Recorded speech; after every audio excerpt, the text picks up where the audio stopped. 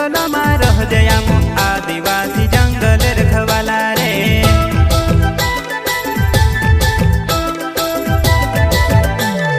चल जंगल जमीन काजे पूजे रे आदिवासी दुनिया ने रखवाला रे।